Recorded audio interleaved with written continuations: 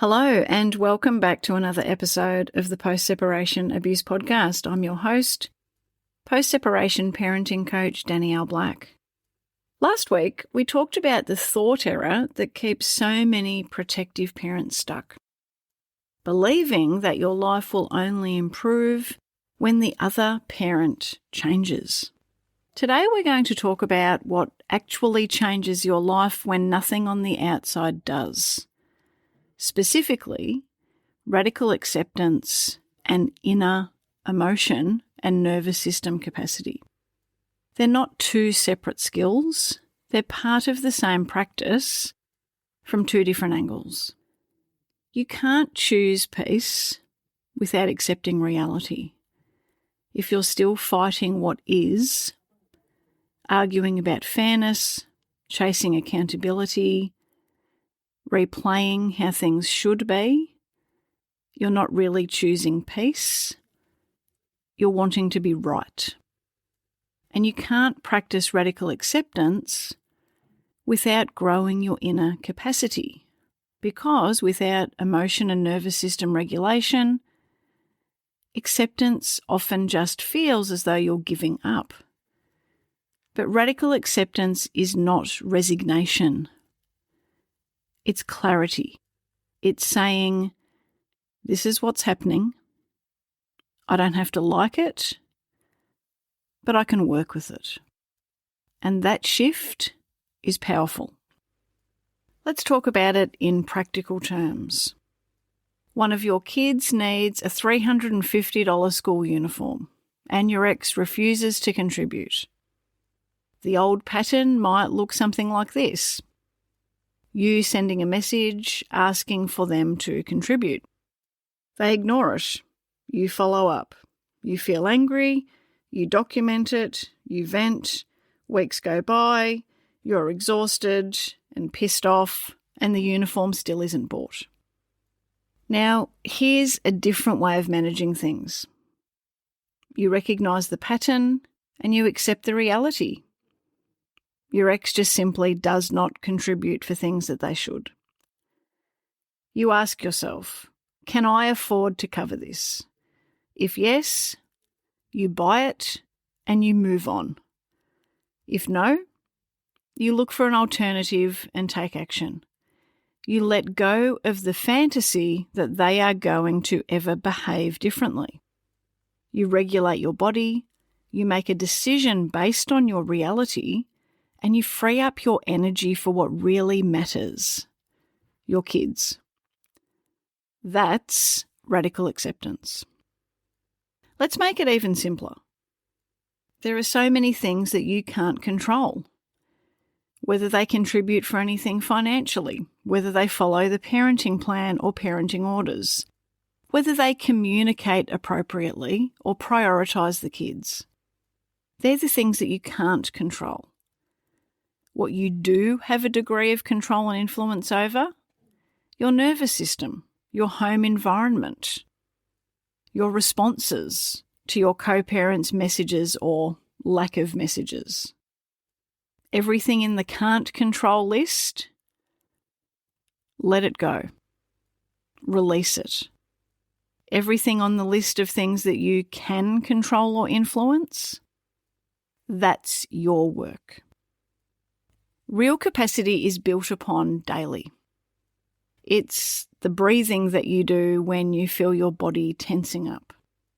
It's the pausing and taking time before you reply to any message to ensure that you are responding as opposed to reacting. It's making the choice to just buy the damn uniform without hanging on to the resentment. Over time, those small practices do expand your window of tolerance. Your ex doesn't change, but you're no longer being controlled by their behaviour. And your kids, they really do feel that shift. They really do feel safer. I now want to pause and acknowledge something really important. If parts of this conversation have made you feel angry, upset, or unseen, please know that that is completely valid. When you're living with trauma responses that are still active, hearing phrases like, quote, build your capacity or, quote, stop being reactive can sound harsh or even impossible. It can feel like you're being told to do something that you just physically can't. And that's the point. You cannot coach your way through trauma. Coaching's powerful.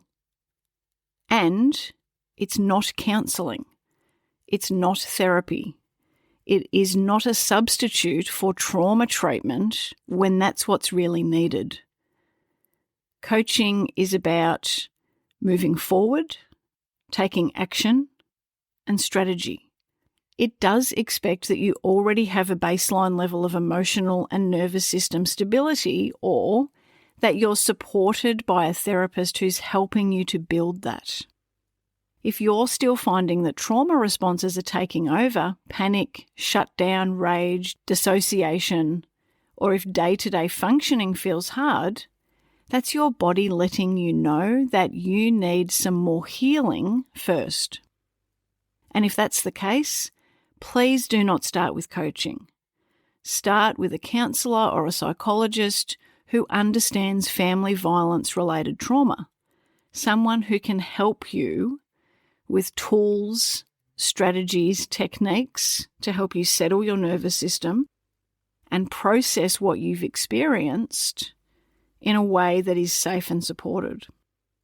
Coaching becomes transformative after that work has begun, when you're ready to apply new strategies and make sustained change.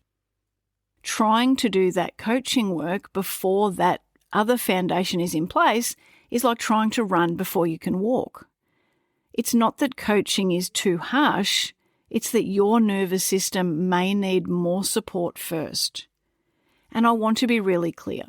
No one is to blame for their trauma, but once we know it's there, we are responsible for healing it.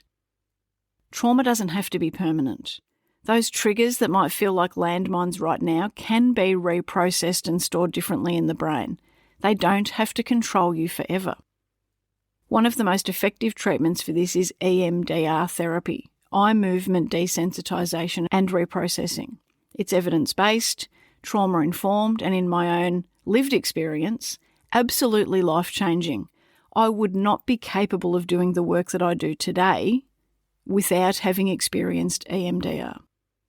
Healing is possible.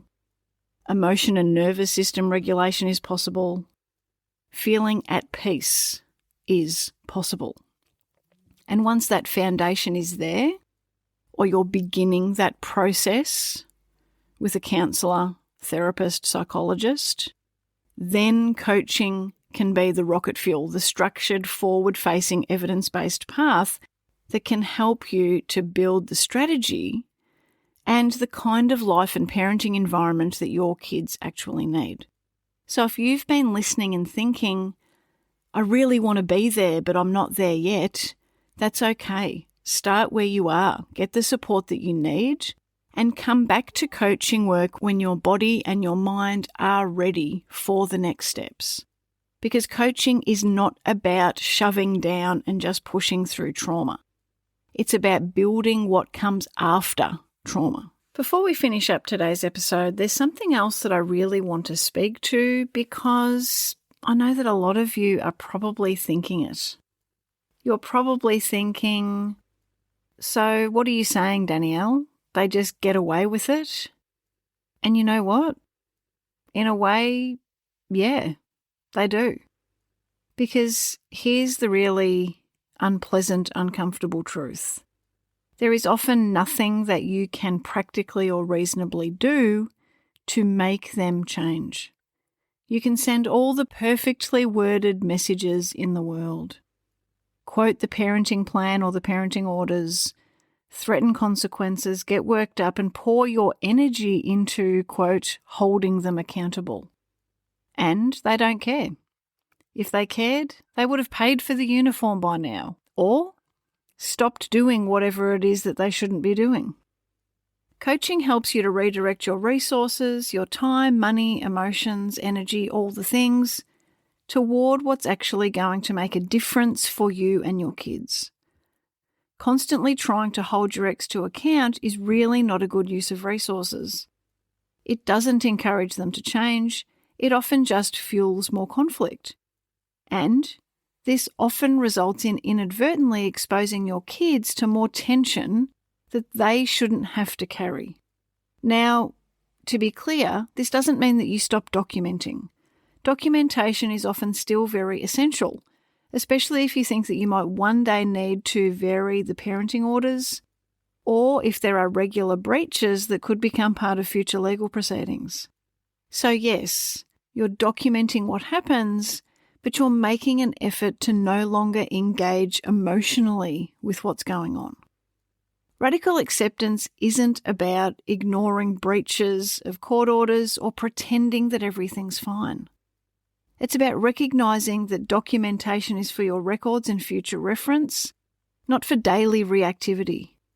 And just to be clear, nothing in this podcast is legal advice, nor is it a substitute for legal advice or for individual coaching specific to your circumstances, situation, and needs.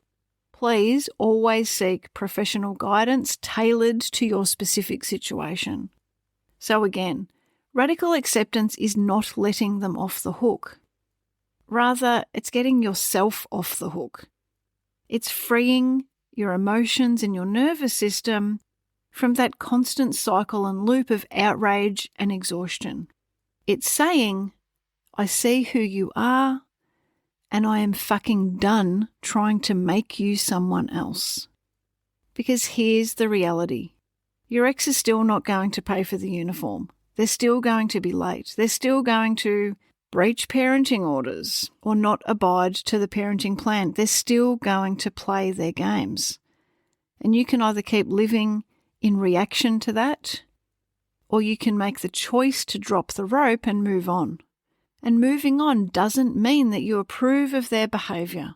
What it means is that you've stopped investing your peace, your sanity, and that of your kids in something that will never change. And when you do that, when you finally let go, it really does feel incredible. Like taking a deep breath after years of holding on to tension. It doesn't change the fact that your ex might still be an entitled asshole, but they're going to be an entitled asshole whether you send another message or not.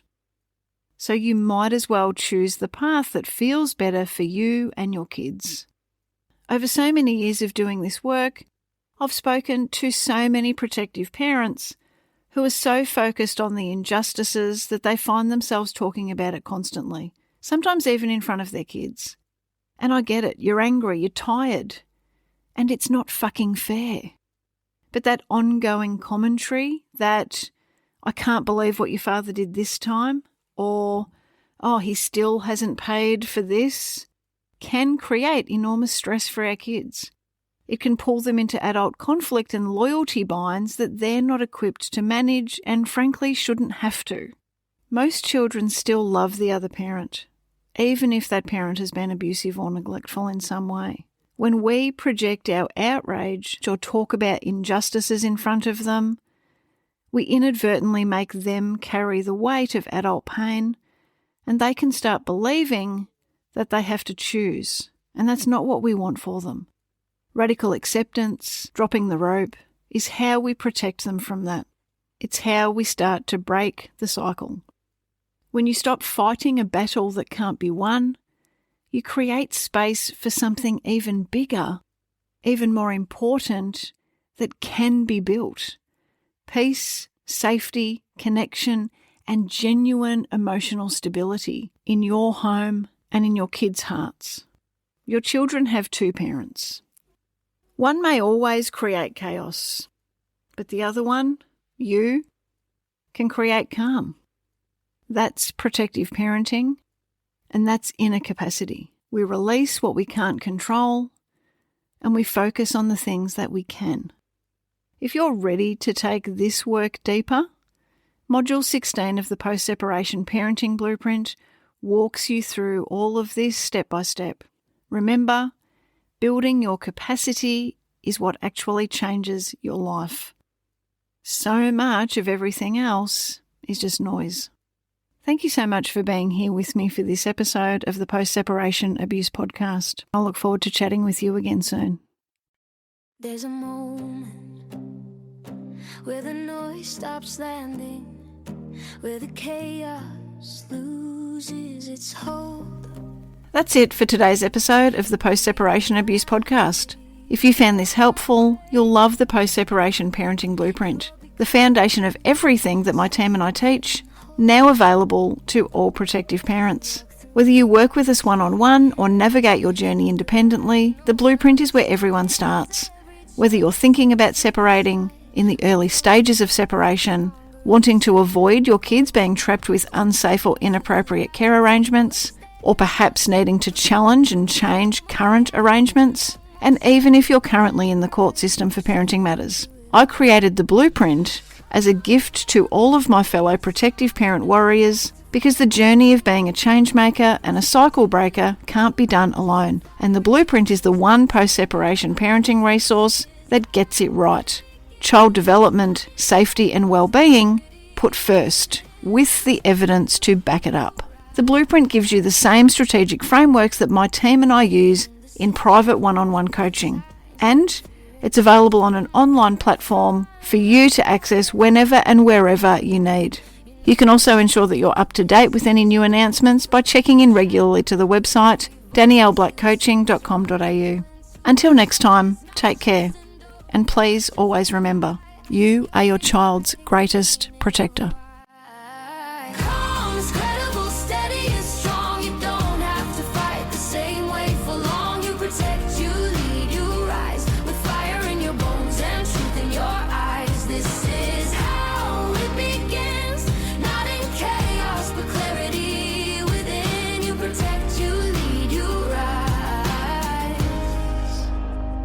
This isn't revenge, this is design. A future rewritten line by line. You don't burn it down, you build it right with wisdom, strategy, and quiet.